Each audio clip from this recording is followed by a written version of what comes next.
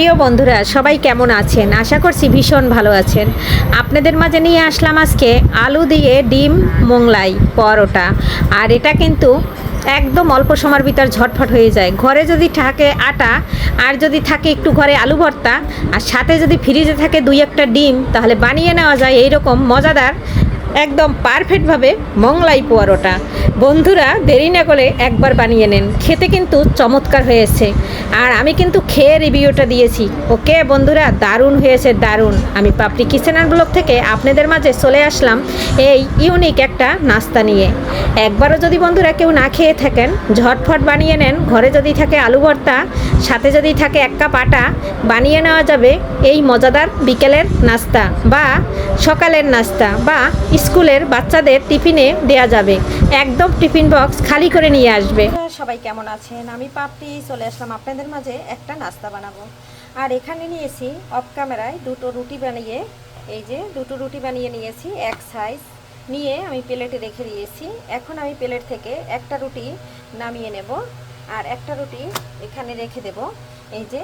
আর এখানে নিয়েছি একটা ডিমটা ভালো করে এখন ফাটিয়ে নিচ্ছি।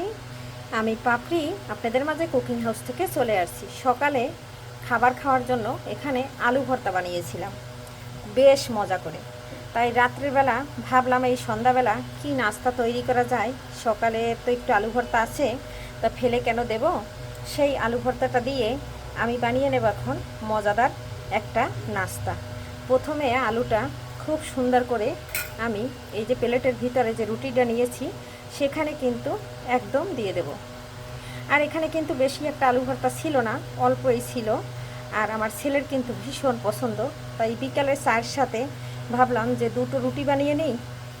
দুটো রুটি বানিয়ে তারপরে আলু ভর্তাটা দিয়ে একটা মজাদার নাস্তা বানিয়ে নিই। তাহলে আলু ভর্তা খালি দেব তাহলে তো মজা লাগবে না। তাই ভাবলাম যে ঘরে তো ডিম আছে, একটা ডিম ফাটিয়ে নিই। অনেকে ভাবতে পারেন যে কাঁচা ডিম আর আলু সিদ্ধ ভর্তা এর ভিতরে যদি কাঁচা ডিম দেয় তাহলে কাঁচা গন্ধ আসতে পারে। না বন্ধুরা, একটুও গন্ধ আসবে না। একবার হইলেও এইভাবে এই নাস্তাটা বানিয়ে খেয়ে দেখতে পারেন। এখন আমি খুব সুন্দর করে আলুটা দিয়ে দিয়েছি। আর এখানে এখন আমি এই যে ডিমটা যে ফাটিয়ে নিয়েছি সেটা কিন্তু খুব সুন্দর করে এখানে দিয়ে দিচ্ছি।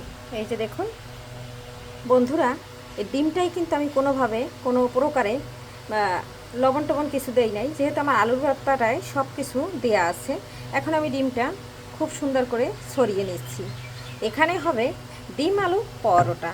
আর এই রেসিপিটা বন্ধুরা একবার যাকে খাওয়াবেন সে কিন্তু এই রেসিপির একদম প্রেমে পড়ে যাবে। উপর থেকে আর একটা রুটি যে করে রেখেছিলাম সেটা কিন্তু দিয়ে দিচ্ছি।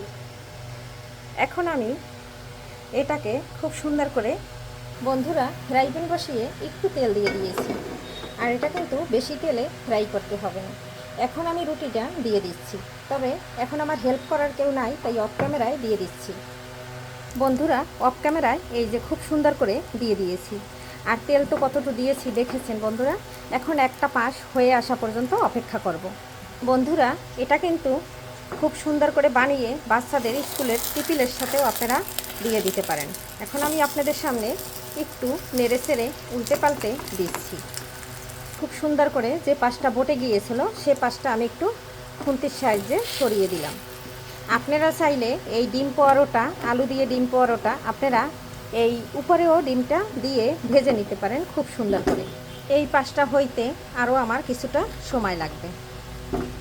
আর একটা ডিম আমি সামান্য একটু লবণ দিয়ে এই যে ফাটিয়ে নিচ্ছি। এই ডিমটা উপর থেকে দিলে আরও মজা হবে খেতে। বাচ্চারা কিন্তু চেটে পুটে খেয়ে নেবে। আপনারা যদি চান বাচ্চাদের স্কুলে টিফিনে এই ধরনের রেসিপি দিয়ে দিতে পারেন। অফ ক্যামেরায় আমি আর একটা পাশ খুব সুন্দর করে উল্টে দিয়েছি। এই পর্যায়ে আমি যে ডিমটা ফাটিয়ে রেখেছি কিছুটা ডিম আমি চতুর্পাশ দিয়ে দেব। ও পাশটা হইলে আবার ওই পাশটা উল্টিয়ে আবার অর্ধেকটা ডিম দিয়ে দেবো। আপনারা কিন্তু নাস্তাটা এভাবে একটু দাগ করে ভেজে নেবেন, তারপরে কিন্তু ডিমটা দিবেন। এই যে দেখুন ডিমটা কিন্তু আমি খুব সুন্দর করে দিয়ে দিয়েছি। আর এই পর্যায়ে জালটা কিন্তু একদম হাই হিটেই আছে, ঠিক আছে? জালটা একদম হাই হিটে আছে। আর এই ডিমটা কিন্তু একদম টেনে যাবে। আমি এবার চতুর্থ সাইডে যেটা গিয়েছে সেটা একটু এই যে দেখুন কত সুন্দর হয়েছে। এই যে এখন আমি অপর সাইডটা একটু উল্টে দিই, অপর সাইডটা আবারও উল্টে দিয়ে ডিমটা দিয়ে দিচ্ছি। বন্ধুরা, ক্যামেরা ধরার লোক নাই, তাই আপনারা আপনাদের পছন্দ মতো একটু উল্টে নেবেন। এই যে উল্টে দিয়েছি, ডিমটা পুরোটা দিয়ে দিয়েছি। এই যে দেখুন কত সুন্দর ডিম পরোটা হয়ে গেছে। আর এখন আমি এই চতুর্পাশ দিয়ে আর একটু তেল দিয়ে দিচ্ছি। আপনারা চাইলে দিবেন, না চাইলে না দিলেও সমস্যা নাই। তেলটা দিয়ে এখন আমি একটু জাগিয়ে নিচ্ছি, যাতে ওই অল্প তেলটাই একদম ফ্রাই প্যানের এপাশ ওপাশ সম্পূর্ণ জায়গায় একদম লেগে যায়। আর এই যে দেখুন কত সুন্দর হয়েছে বন্ধুরা, ফুলে কিন্তু একদম টোল হয়ে গেছে। ফাইনালি আমার মজাদার ডিম পরোটার নাস্তা একদম হয়ে গেছে। আর এটা কিন্তু মোগলাই হিসাবেও খেয়ে নেওয়া যাবে। ভীষণ সুন্দর হয় ভিতরটা, আর বাহিরটাও যেরকম দেখতে হয় ওই রকম ভিতরটা হয়। কেমন লাগলো আমার মোগলাই পরোটা? ডিম দেওয়ার আগে আমি একবার করে উল্টে নিয়েছি, ডিম দেওয়ার পরে আর একবার করে উল্টে নিয়েছি। এই পর্যায়ে আমার ভাজাটা হয়ে গেছে, চুলার জালটা অফ করে দেব।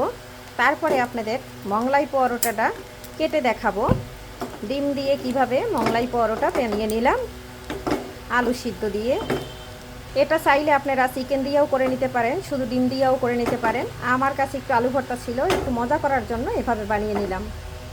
আজকের মতো বিদায় নিচ্ছি, পরে দেখা হবে আবারও নতুন কোনো রেসিপিতে। এ পর্যন্ত সবাই ভালো থাকবেন, সুস্থ থাকবেন। আর আমার নাস্তাটা কেমন হয়েছে অবশ্যই জানাতে কিন্তু ভুলবেন না। একদম পারফেক্টলি যদি বানিয়ে নেওয়া যায় একদম পারফেক্ট হয়। বাচ্চারা তো খেয়ে নেবে, আর বড়দের তো কথাই নাই। সবাই ভালো থাকুন, আজকের মতো বিদায় নিচ্ছি, বাই।